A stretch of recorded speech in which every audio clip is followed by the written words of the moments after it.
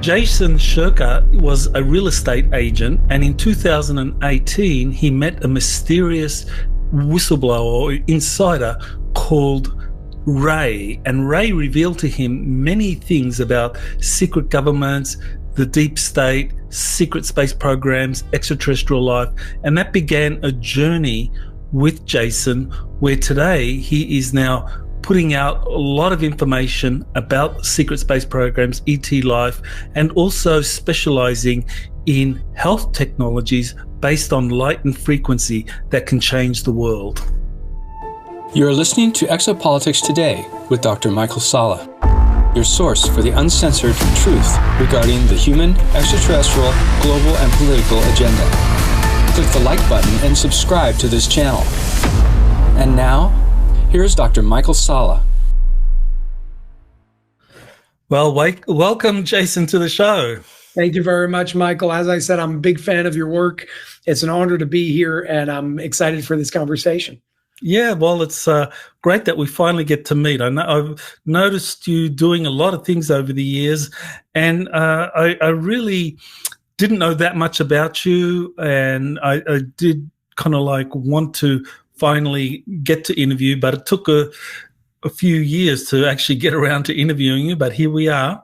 So why don't we begin with your business background in real estate and what it was, what happened in 2018 that got you to kind of like move away from that?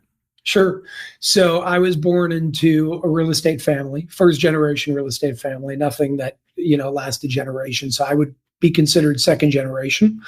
My family comes from the Middle East, so Iranian background, after that Israel, and then came to America a very long time ago. And right place, right time, 80s in Brooklyn, got into real estate. That was about 35, 40 years ago, and that's the family that I was brought into. So basically, ever since I was a kid, I was always being sort of shown and taught the real estate world. And already from like 10, 11, 12 years old, I was really excited to get to the point of like 18, 19 years old to be able to take over my father's position because he was the president of the company. And around 18, 19 years old, my life also changed in many, many different ways that brought me to what I'm doing today. So I was already working with the family for quite some years, even before I was 18 years old, just learning out of passion, understanding, how it all works, how that industry works, how those markets work, and so on and so forth. And there came a point in my life where over a period of a few years, I had many injuries that happened. I dislocated this shoulder 23 times. I got shoulder surgery 3 times, almost needed a mechanical shoulder by age 18, 19 years old.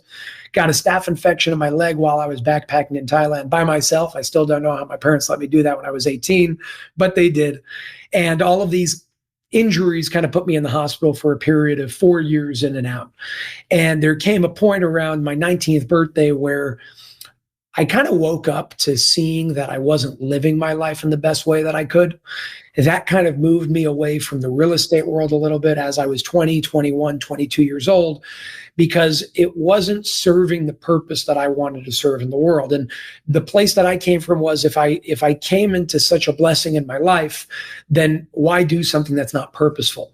So right before my father decided to retire, I broke the news to him. He was waiting for me to take over, and I told him, I said, listen, I'm not interested in doing this. I want to do X, Y, and Z. And this is where the unified organization came from in terms of doing something purposeful in the world.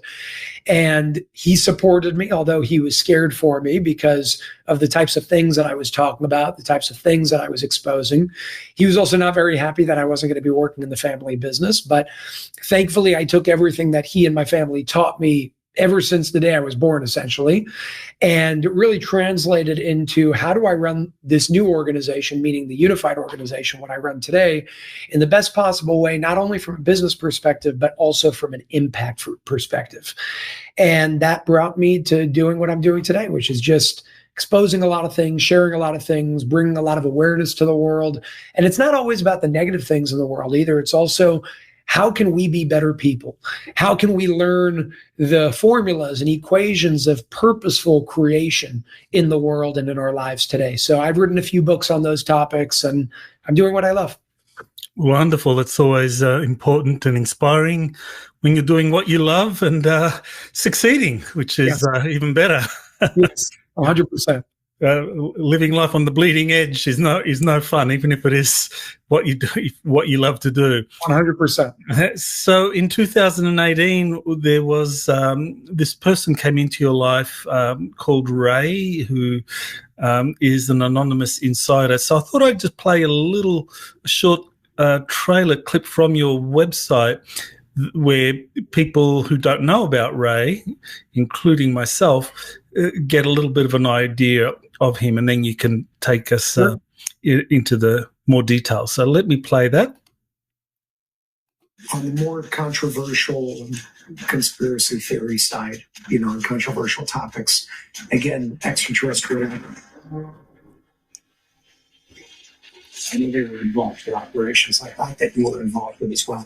When do you see these entities, these beings coming out? Maybe they're waiting for the age of love, but they have their orders. They cannot act on their own. They're getting orders like I do. Well, they can't act on their own if they choose to. No, they can't. Not in this realm of action. No, they can't. What do you say to this realm where these people are not on planet Earth? Yes. And where do they get their instructions from? Everybody has a superior. Do you believe that within the next 5 to 10 years, we're going to see more action with those entities in a positive light? More interaction publicly? The action is the same. The only difference is publicly. You will get more exposure, but the action is the same throughout history, more or less. Do you believe it will be more of a public thing that's going on, where there will come a point where it's just normal? If you get rid of the corrupt evildoers, psychopath leaders, and their controlled media, yes. But don't you think if they showed themselves, that would be a big hit, that would change the world overnight? I agree. But maybe they're afraid it's going to create a war that they don't want to start either.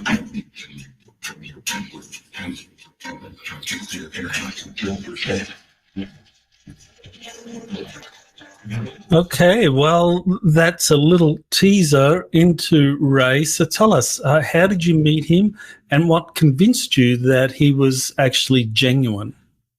It's a great question. So let's start from the very beginning, just to put things into perspective. Anytime I speak to audiences, I ask, are we all on the same page that there are negative organizations out there, negative agencies and authorities and individuals out there that are doing things that are more self-oriented and self-serving as opposed to serving to others? And everybody always raised their hands and they say yes. And they name things like, the CIA, the Mossad, so on and so forth. And by the way, even with those organizations, there are some people that are great, that don't have bad intentions, but we're talking about the very, very, very high levels that do things for some corrupt and manipulative purposes. So the next question becomes obvious. If there are negatively oriented organizations and agencies out there that we know about, would it make sense that the opposite exists as well? And to me, the answer is, of course. The fact that we focus on the negative side doesn't mean the positive side doesn't exist. It just means that we focus more on the negative side. But there must be a counterbalance to that. Just in the laws of how things work with balance. If there's this, there's that. That counterbalance is good, bad, life, death, so on and so forth. So when I met this individual in 2018, I think it was right before my 20th birthday, if I'm not mistaken, 20th or 21st birthday. He didn't tell me who he was. He didn't tell me where he comes from. He didn't tell me who he worked with. And I think that was, number one, by design, and also very intelligent. Because, just imagine somebody comes out of the blue on the street, introduces themselves and says, I work with these people and this is what I do and this is what I've experienced.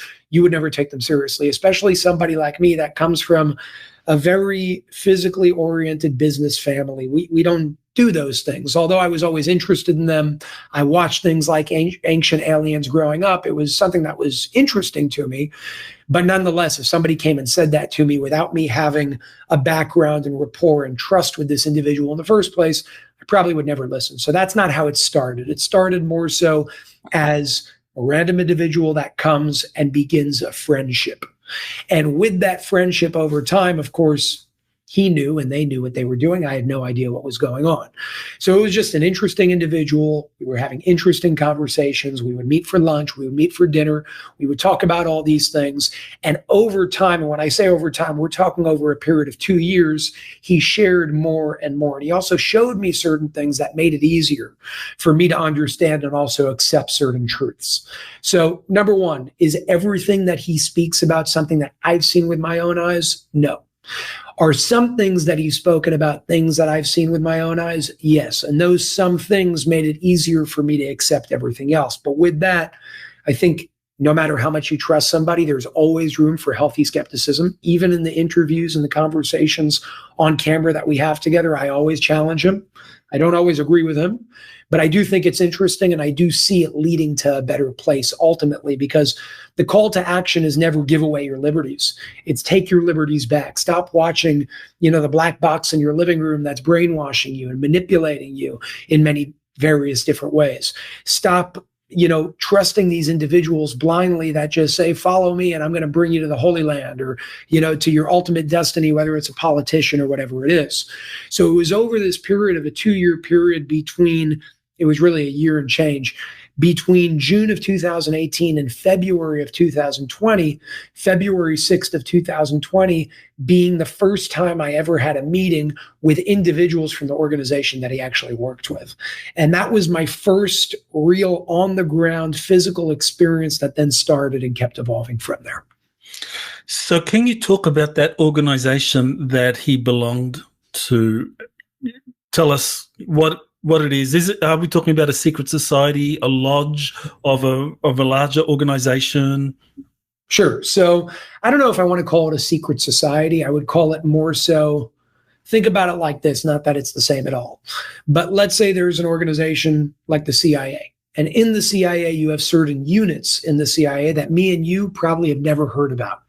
Does that make that group of people a secret society, or something that just works behind the scenes? I would say more so something that works behind the scenes, because a secret society, at least the way I define it, implies some sort of negative association with hiding certain things for self-serving interests. That's not the case over here. So again, just like there's negatively oriented organizations, there are positively oriented organizations. The Light System in this case, which is the organization we're talking about, is not one of one. It's one of many. I haven't worked with many others. I've worked with them in the past. That's why I can speak on it, because I've had my own firsthand experiences there.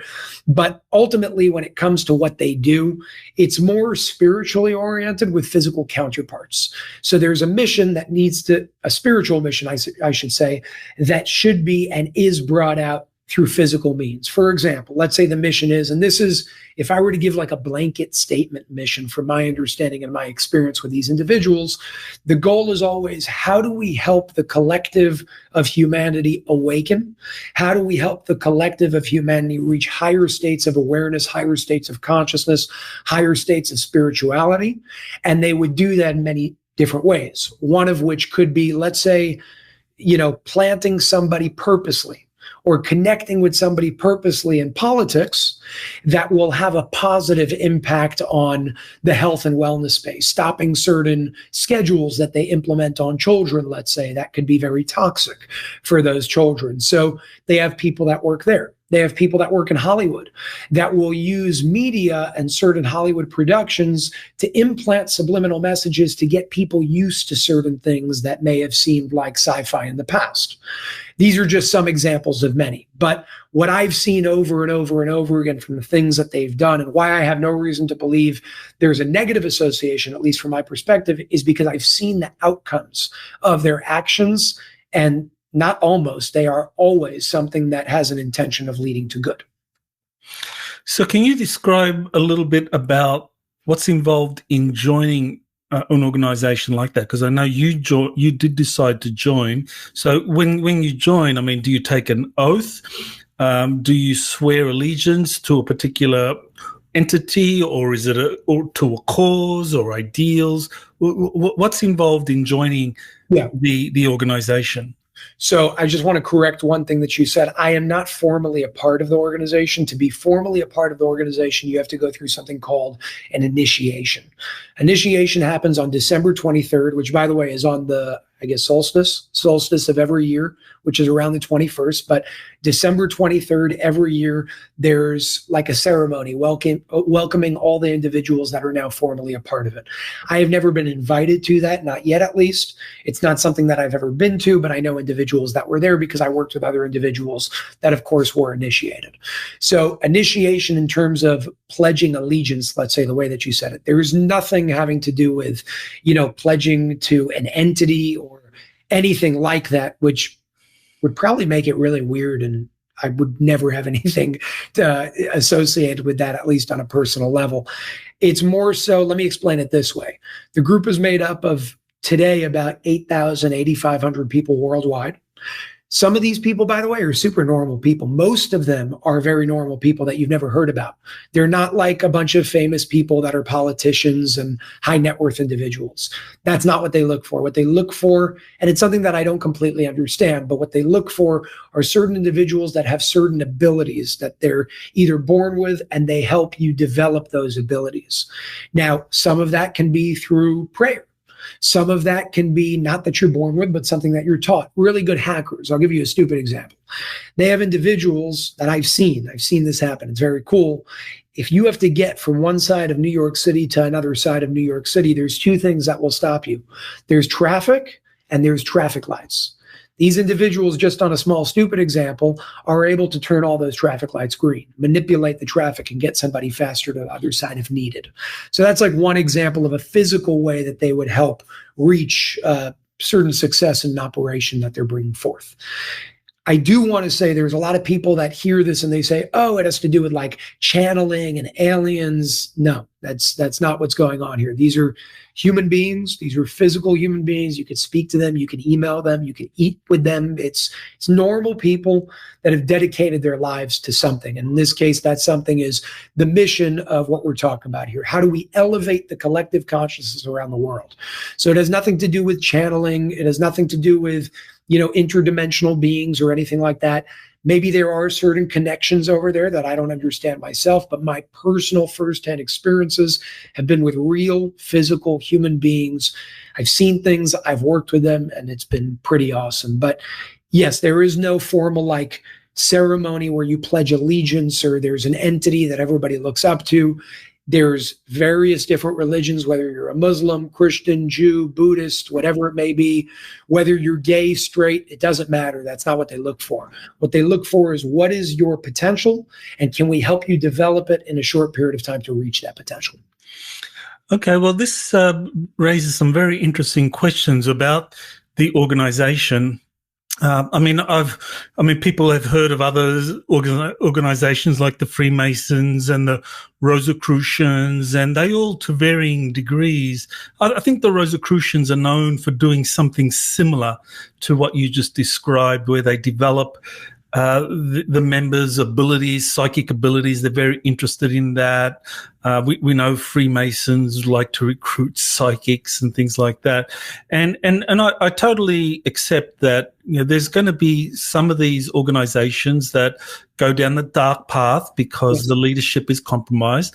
But there are going to be other organizations that, hold on to high ideals and behave for the benefit of humanity. So I have kind of like come across this before, where these lodges exist, and of course they're kind of like in conflict with one another. Yes.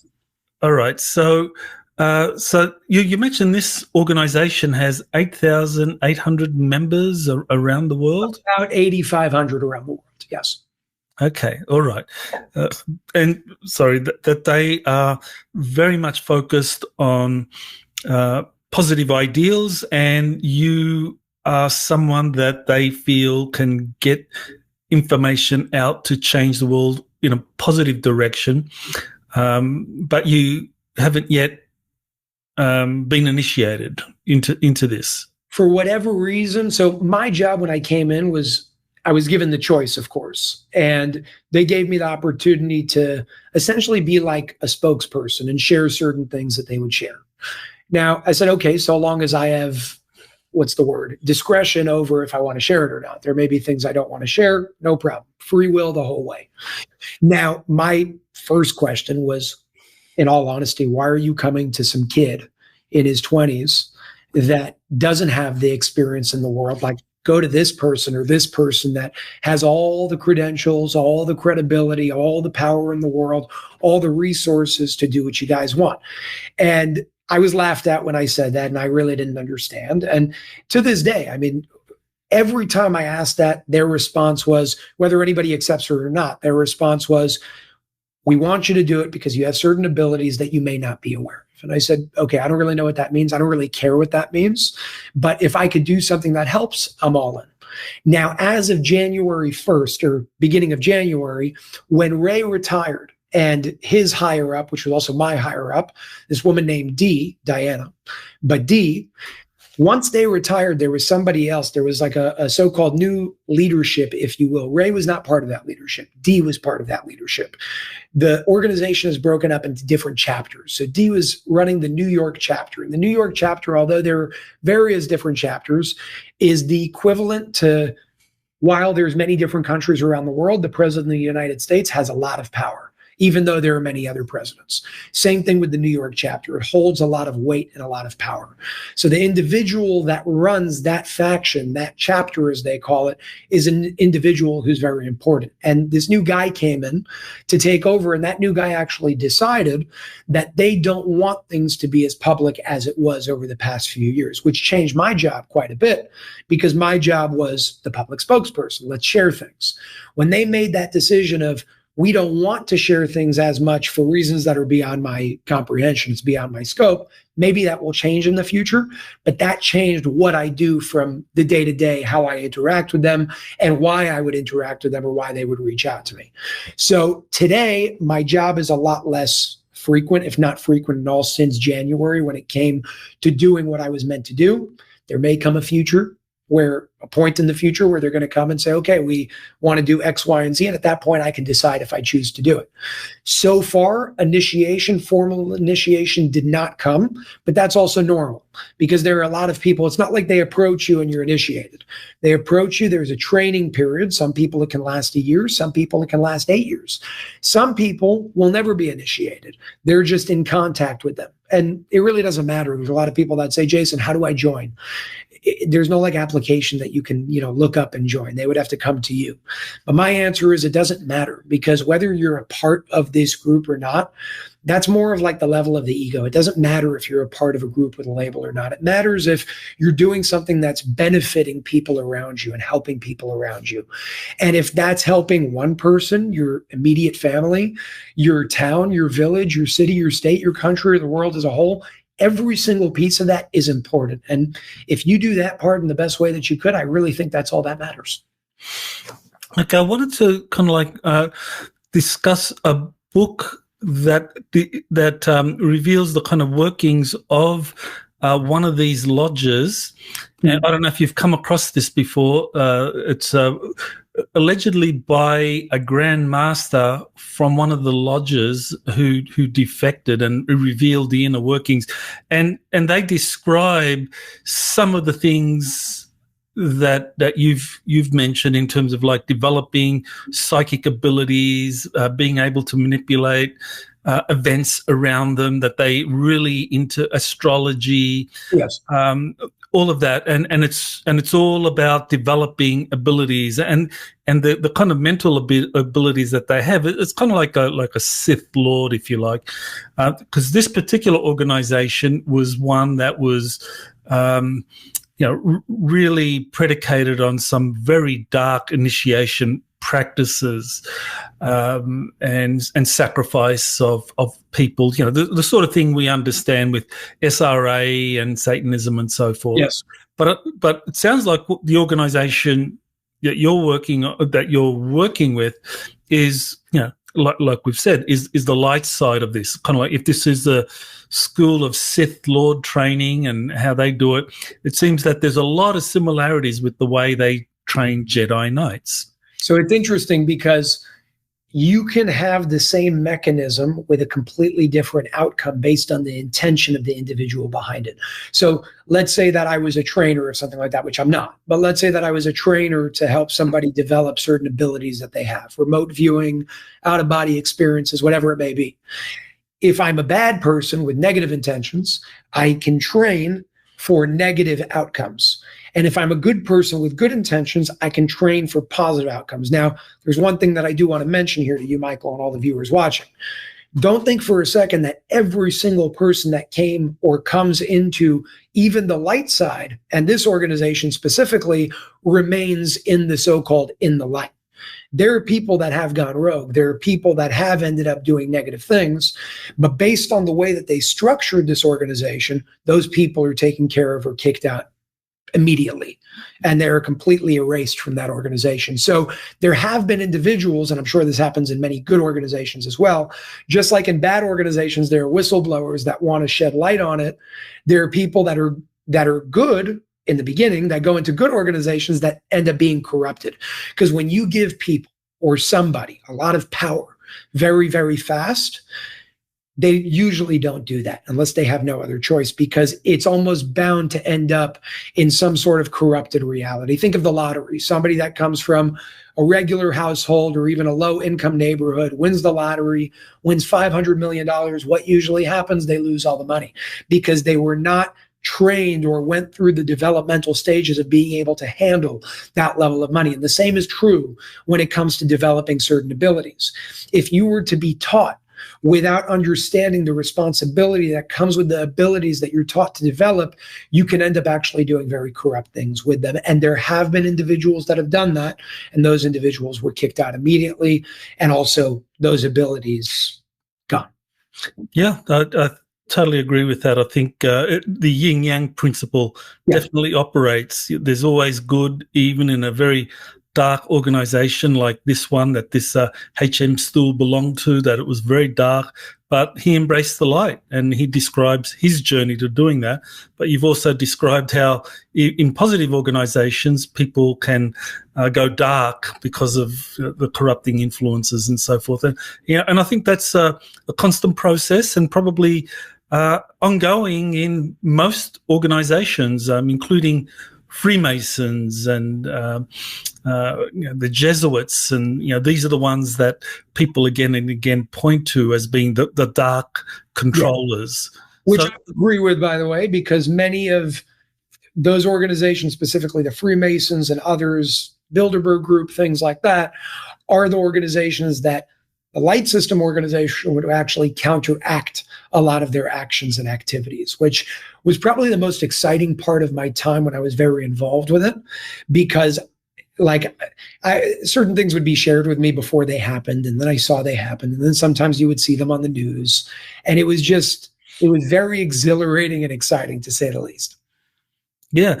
Well, why don't you tell us about some of the information that Ray revealed to you? I think you have 7 episodes on your channel, which are just Ray talking about different topics. So, you want to tell us about Ray's interviews? Sure. So, number one, the series you're speaking about is called Disclosure. It's a 7-part series.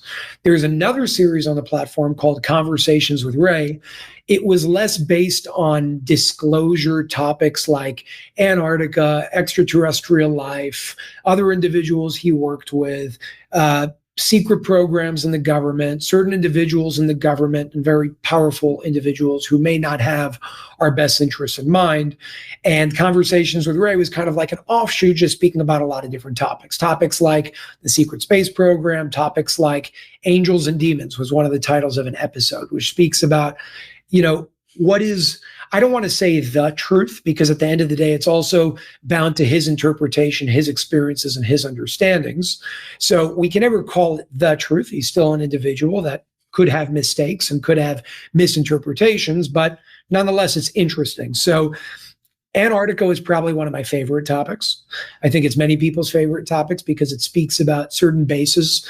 I think we all know, for those who don't, the Nazis, even around the times of Hitler, were building a base and had a base in Antarctica. It's a name that I can't pronounce, so I don't know what the name was in terms of the correct pronunciation, but there were even blueprints that were revealed and drawings that were revealed of how the Nazis at the time were attempting to reverse engineer anti-gravitational propulsion crafts. And some say they worked with extraterrestrials, some say they didn't. What I found very interesting, and this was in part 2 of Disclosure, if I'm not mistaken, was when he spoke about not only all of those things happening in Antarctica, but Antarctica being a place where very powerful individuals who, for lack of a better word, run the world and manipulate the world in many ways, regardless of what government does it, the same individuals and families behind it ultimately hide a lot of things in Antarctica because it's a very hard place to get to. There's also military control there, and you can't get to a lot of places there. So according to Ray, Fort Knox does not have all the gold that we think that it has. What he says is the gold in Fort Knox today is actually a decoy, and the real gold is in Antarctica, which could make sense, right? I don't know what's true or what's not. I haven't been to either of those places and tested the gold to be able to tell you. But again, these are not my words. They're his words. I'm giving the platform to be able to share it. Take what you want, leave what you don't, and ultimately find the higher message there. So Antarctica was a very, very interesting topic. Extraterrestrial life was always an interesting topic to me. I think it's been more controversial in the past than it is now. A lot of people are starting to accept that there is life outside of this planet, which, by the way, statistically speaking, there must be life outside of this planet. It doesn't make sense that we live in this vast universe that never ends and keeps expanding, and we're the only intelligent life form to ever exist. I think that's a very arrogant perspective. But here's one of the controversial things that he and the organization hold as their truth. And this is one of the so-called knowledge points that they would pass down that many people don't agree with. And it was hard for me to understand in the beginning, but I do agree with them, so I'll share it. What they share over and over again, there was a very adamant point that Ray kept making throughout any episode in any series that brought this topic up of extraterrestrial life, was that at this point in time, there is no negatively polarized extraterrestrial life. Now, common person with normal logic and even very good researchers come out and say that can't be true, because if there's good, there must be the opposite. And many people have certain experiences where they say they've had negative interpretations, at least negative experiences with life that they believe is outside of this planet. Then you have this whole reptilian narrative, which, by the way, I was totally on, and they don't negate that narrative. They just give a reframing on it. So what they say, and their logic is sound in my opinion, is number one, if we look at extraterrestrial life and all the sightings that have been seen with all the UFO sightings and so on and so forth, there's never been a truly documented case with firsthand experience of true negative intentions, meaning like a UFO invasion or even abductions with negative outcomes. The ones that have been documented, Stephen Greer, for example, has been a whistleblower, or an individual that brought in whistleblowers, that said a lot of those were manufactured by the CIA to make us afraid of these entities with technologies that we may not understand. Now, the reason why I can agree with what they're saying is because we are not separate from extraterrestrial life. We are all just life, right? And I'm just giving you a perspective here. We are all just life. So when we look at ourselves as all life in the universe as a whole, yeah, there must be the good and the not good, or the good intentioned and the corrupted. And I believe that we are the corrupted. The corruption is happening on this planet. We are a part of that whole that brings the balance, unfortunately, and hopefully can bring a greater balance where we don't have that duality anymore, but we have a singularity of good intention. Now, beyond that, go to Atlantis. Whether your viewers believe it existed or not, I believe they do believe that existed. But take the idea of Atlantis and even, documentations and things that were shared from that time in that history. The understanding from Atlantis is, or the so-called lesson that we can take from Atlantis is, when your technological development surpasses your spiritual development, you end up in self-destruction.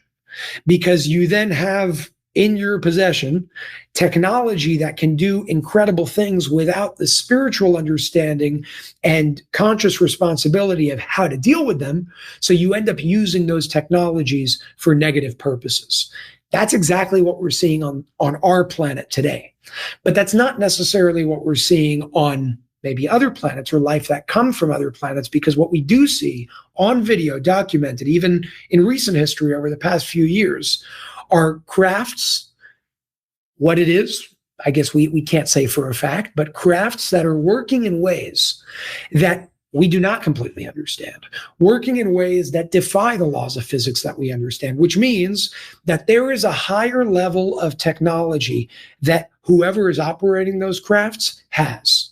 And if they're not coming here to kill and murder and take over and so on and so forth, then, by the way, if they haven't even wiped themselves out and they were able to get here in the first place from so far away, logically, I've come to the conclusion, and this may not be true, this is just my conclusion from my perspective, I've come to the conclusion that if their technological development is so high and they still exist and they haven't come to attack and kill, that must mean that their spiritual development and awareness must be expansive as well.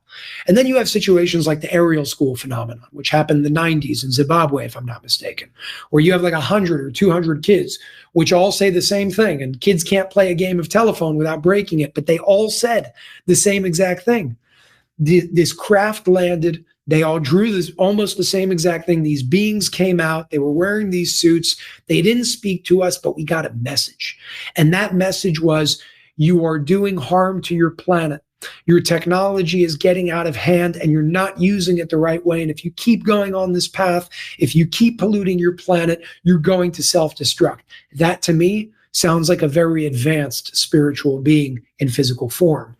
And that's why I would agree with their perspective and their knowledge. Whether it's true or not, I can't tell you for a fact. I'm just telling you what I agree with and what makes sense to me logically as well, that I don't believe that extraterrestrial life coming from outside in is here for negative purposes, because they've never shown that.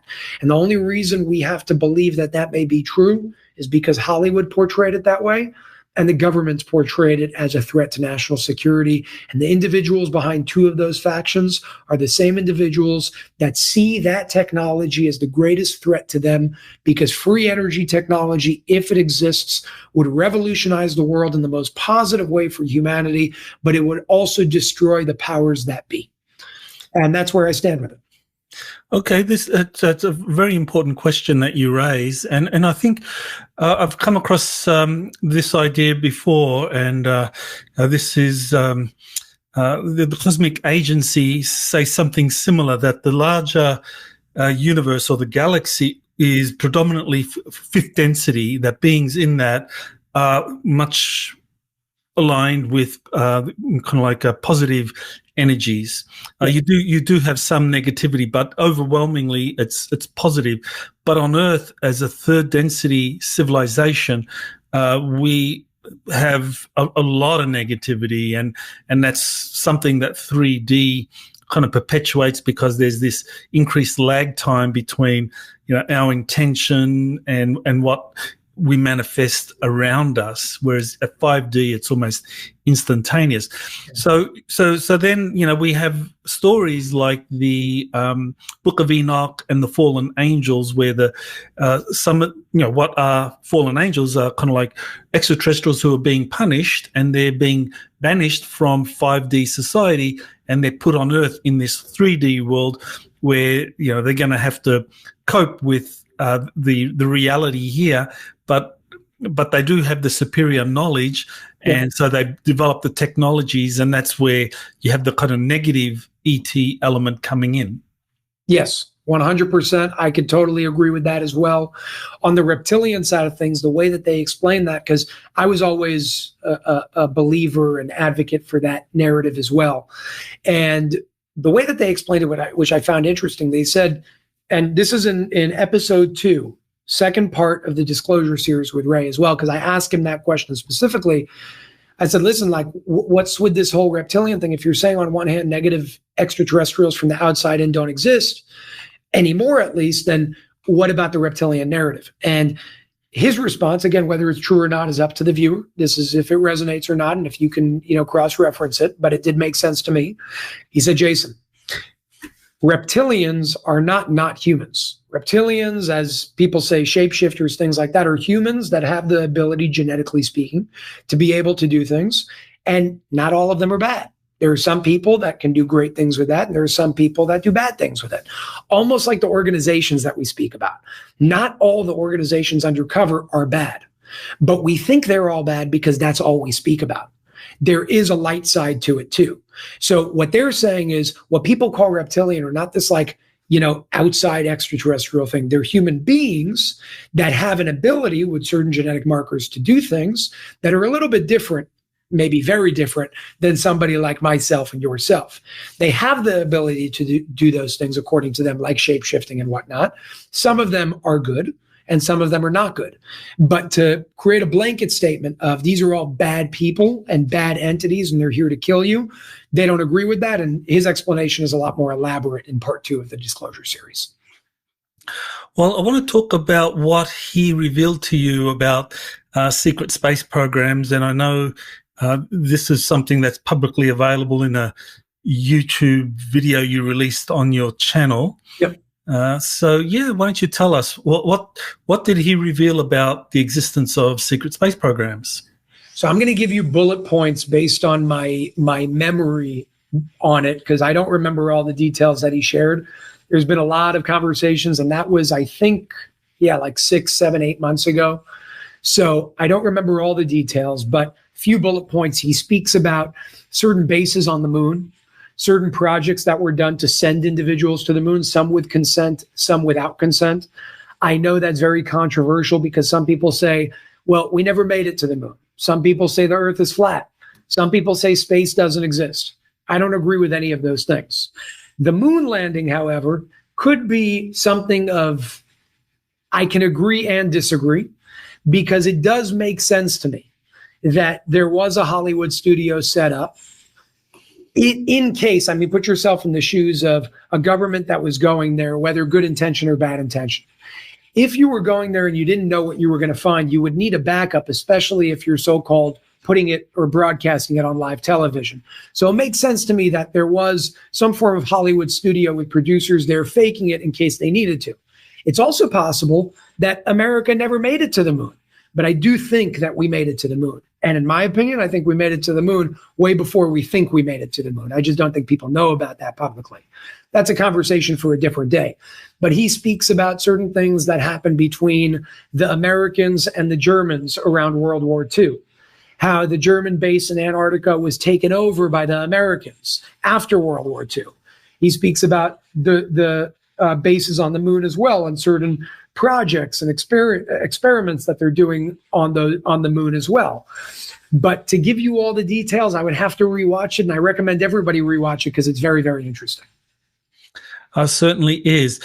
Now, one of the things that he does discuss, and it's a topic that has come into public discussion now with 3i Atlas, is the possibility of a Project Bluebeam finally going ahead. And people are speculating whether 3i Atlas is going to be used for that. So what did Ray say about Project Bluebeam, and is there any crossover with 3i Atlas? Okay, so I'm glad you brought up Project Bluebeam. The idea, the narrative, which, by the way, I agree with. I'm calling it a narrative, but I agree with it, that certain individuals, authorities, governments, powers that be will use the illusion of an extraterrestrial or alien invasion in order to make us afraid, in order to then take away further liberties. Because that's what happens in every situation like this, including COVID. Take away liberties, make the public experience this collective fear, and make them be the ones to say, okay, government, do what you got to do. We're begging you to do it, instead of the government trying to impose it on the people. It's like a reverse psychology. So in regards or connection to 3i Atlas, I don't believe that any of that would have to do with Project Bluebeam in this case specifically. It's possible that it does. But there may or there may not come a point. It depends on how much we speak about it, how much awareness we spread about it. And this is why the Light System as an organization was so adamant on also bringing this out. Not because they wanted to induce fear and say, guys, this is what the government's going to do next, but because they also have their own form of psychology, and I'll explain it. The more we speak about it, And the more people like yourself, myself, colleagues, and so on and so forth bring attention to this potential, the less likely it is to happen, because we're exposing a card before it happens and we foil a plan before they can actually bring it to fruition. So at this point in time, I don't know if Project Bluebeam is going to happen anymore, just my opinion, because of how many people are starting to become aware of that. And a lot more people know about that today than used to know about it 2, 3, 4 years ago. I personally don't believe 3i Atlas is going to be a piece of that, although it may be. And if it is, it would make a lot of sense because, I mean, there is I'm forgetting his name. He's a mentalist. He's a mentalist from the United Kingdom, at least based on his accent. He has a video on YouTube, a very famous video, where he wanted to make an individual feel or think that there was a zombie apocalypse happening. So what did he do? This was like a month-long project. He started and the guy's family knew and everybody knew they were doing it on him as like a social experiment to see what they can do. And they started kind of putting information out on the news, not on the real news, but on the news that they would show on his screen in his home, thinking that he was watching the news, kind of dripping these ideas of this is coming, there's this comet coming, it might be leading to an apocalypse, so on and so forth. And they kind of like brainwashed him over a period of 30 days to get him to the point to believe that if this happens, it must be real because they prepared him for it. And they created this whole set where for an entire, I think it was a few days, this guy actually thought that he was one of the only people left in the world. And there was a little girl that they planted there that he thought her mother was killed, and he was taking care of this little girl, and he really believed it. Now, it's an incredible video that I recommend everybody to watch. If you look up Zombie Apocalypse Mentalist on YouTube, I'm sure you'll find that he's a very famous mentalist that does these sort of things, but that's more so as a social experiment. Things like this are done on the public every single day. They use the media on a collective level to drip things. They did it with COVID as well, to drip these new narratives into the public, to get certain people to speak about it, to make it so real that even if it's not, people believe it. COVID was a perfect example, because if you'd never watched the news, everything was fine. You wouldn't have known anything was going on. But they got us to believe something that were people dying? Yes. But again, not to get into all those details, there were a lot of manipulations going on there. And there were a lot of people that lived around the world that didn't even know what was going on because they weren't watching the news. Now, if the 3i Atlas comet would be used for such a thing, I would believe, and I would think they would be doing it a little bit differently.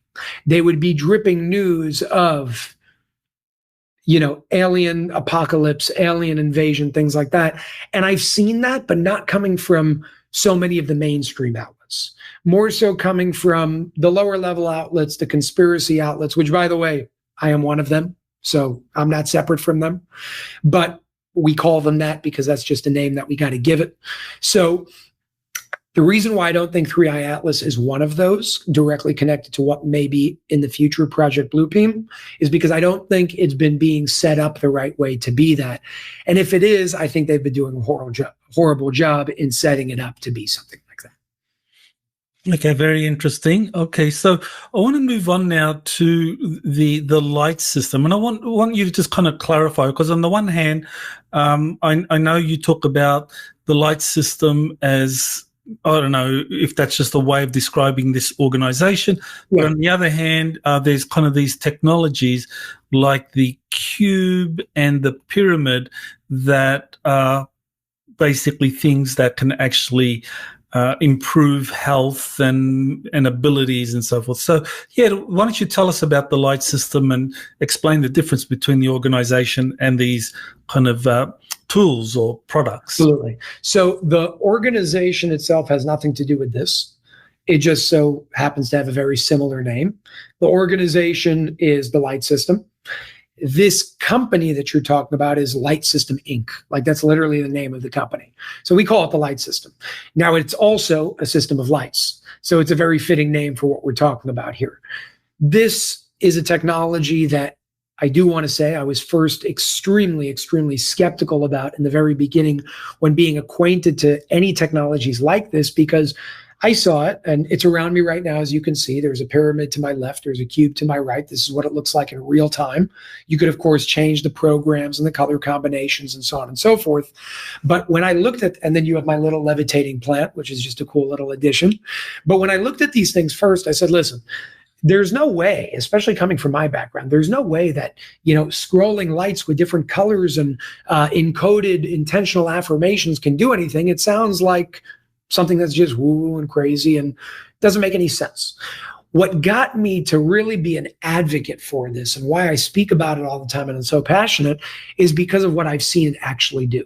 Number one, it's helped me in many ways, but thank God I'm not very sick in any way. So I may not be the best example. I'm just an example of somebody that has a lot of energy when sleeping around this and spending a lot of time around this as well. But I've seen individuals, and these are not medical claims because this technology is not a medical device. The beauty and why I love this technology and what it stands for is because it's not telling you, hey, buy this thing and it's going to heal you. No. It's telling you, you as a human being are the greatest technology out there. You have your own healing mechanisms built into yourself where the body always tries to heal itself. Just like if you were to cut your arm, you don't need to think about it or do anything for it to, the platelets to come together and then the scab and then the new skin to grow. The body has innate divine intelligence within it. What this does is help activate that innate divine intelligence within it to activate the body's healing potential. But it's the body that's healing itself, not the technology that's healing the body. Now, what got me over the edge was I've seen individuals anywhere from simple lower level back pain that they've been dealing with a few years and couldn't get rid of, gone, dissipated, all the way to extreme situations like nonverbal autistic children that are always running around and have all these spurts of energy and don't know how to be calm and also can't really speak over a period of time, have become more verbal, have been able to sleep much better, and have been a lot more calm, all the way to things like stage 4 cancer, literally going into remission. Now, it's not the technology that's doing that, but I'll explain how the technology works in simple terms, very simple terms. You're talking about something called biophotonic light therapy, and polychromatic light therapy is a piece of what this technology does. It's essentially red light therapy, but on a much wider range and on a much wider array. So red light therapy focuses on specific aspects. So for example, if I were to do that, we would bring more of the red light into the spectrum. I just clicked one button, but there's other things that you could do there as well to target it even further. Now, the idea over here is we know red light today. We used to call it quackery. Today, it's something that's widely accepted because red light, which is light measured in nanometers, it's a wavelength measured in nanometers, interacts with the body, penetrates into the body, and is able to rebalance things like inflammation in your body, improve blood circulation in your body, and so on and so forth. Whereas blue may help with things like arthritis. Blue will help with things like your thyroid. Blue will help with things like communication, for example. That's why blue is my favorite color, because my job is to communicate. So when it comes to polychromatic light therapy, you're talking about a wide array of different wavelengths that would be emitted from this technology to help the body rebalance different aspects of the body.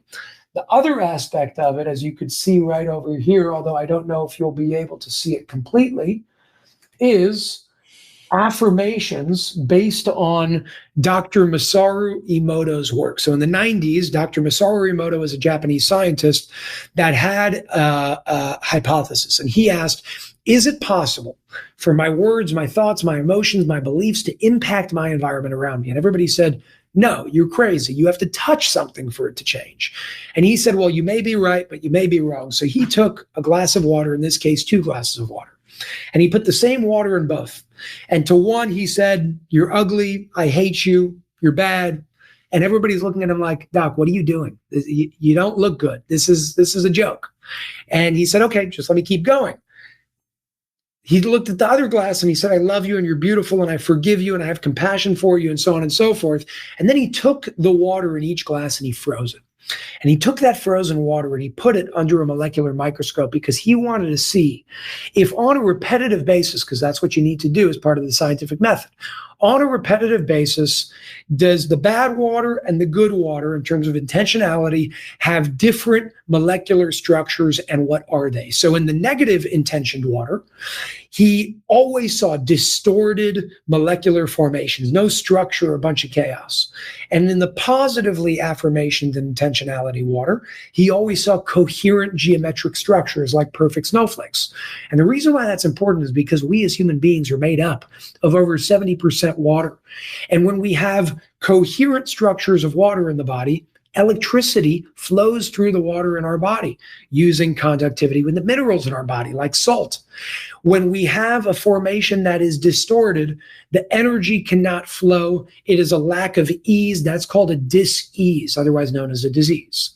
But when you have coherent geometric formations of water in the body, the energy and electricity flows in the body, and you end up having ease, otherwise known as health. So what you're looking at on this screen, it may be hard to see through this camera right now, are actual intentional encoded affirmations that you have the ability to input and change in your own way as well. So if you're looking to overcome something specific, you enter that into the intentionality, almost like when you put the word love on your water bottle and it changes the molecular structure of water, only this is using technology on a consistent basis to do that to your body. This is the container, your body is the water. It's impacting the water in the body, and in short, it's creating a coherent environment for your body to synchronize with. And when you put yourself in a coherent environment, you synchronize with coherency and express health. That's why we're seeing the incredible results that we're seeing all around the world. Okay, well, when I look at that, I mean, the pyramid and the cube, I mean, it's almost like a hypnotic effect. Yes. So, I mean, I deduce from that it's kind of like in creating or encouraging the creation of like alpha or delta brainwave states. Yeah. So you want to maybe elaborate on that kind of like inducing particular brainwave frequencies and how that actually is very helpful as far as restoring health and rejuvenation and bringing about higher abilities. Yeah, so it's a great question. The inventor behind this technology his name is Robert Religa. And Robert Religa was a computer programmer, very good computer programmer. We're talking 40 years ago. Computer programmer with a passion for understanding spirituality, transcendental meditation, so on and so forth. And now I'm just speaking on his behalf after he explained certain things to me. We have an interview with him on my YouTube channel as well. But basically, the way that he explained it was when he was going into these meditations, he found a lot of great things, but he also found a lot of things that took a lot of effort, that made it very hard for the individual to access these higher states because it took a lot of effort to reach them through meditation. So what he did was he took the basic principles that he learned through meditation that have been around for thousands of years. He converged that with his knowledge in computer science, and he wrote a program that will help you reach those states in meditation without all the effort that you have to put in when going through the repetitive chants and so on and so forth in something like transcendental meditation. So the original intention of this technology was not to help the body heal itself.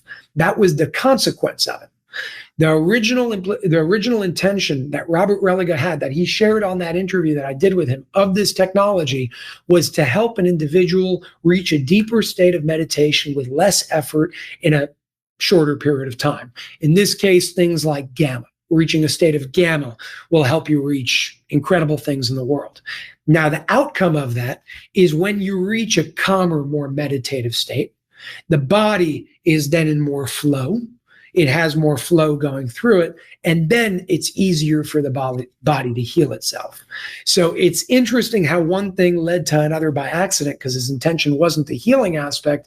It was the consequence of his original intention, which was deeper states of meditation.